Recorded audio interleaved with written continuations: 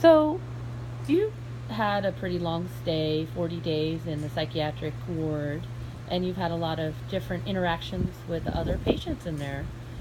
Give us an example of one of the stories or two of some conflicts that arise.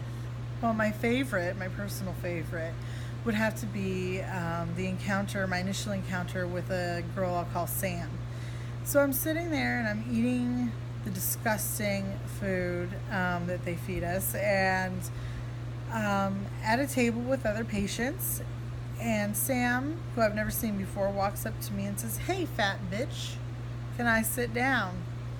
So I looked at her and I said, "Hey, you're pregnant, but I'm not calling you a whore." That didn't go over well.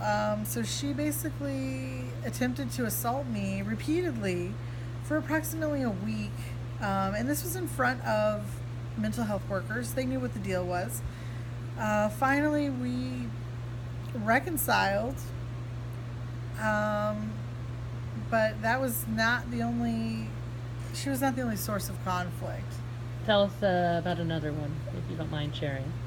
I remember sitting down and speaking with a young man, and he became infuriated over a comment I had made, and right then and there decided that he was going to punch my lights out and had to be escorted and taken away to another area. So, is it pretty regularly that you would have these like physical altercations or almost altercations? Oh, yeah, I think it is pretty regular, yeah. I mean, you have to remember we're in there because we're not well. So. And do you have access to each other? Like you said that you mentioned that there were mental health workers watching, and they just kind of until it gets to a point of escalation. Unless it's an annoyance to them, or it escalates to a level at which they would be responsible for. Yeah, no, they don't really intervene much.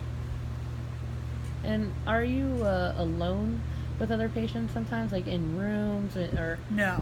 So there's always somebody watching. There's always someone watching, Okay. quote That's unquote. good. Yeah. All right. Well, thank you for sharing.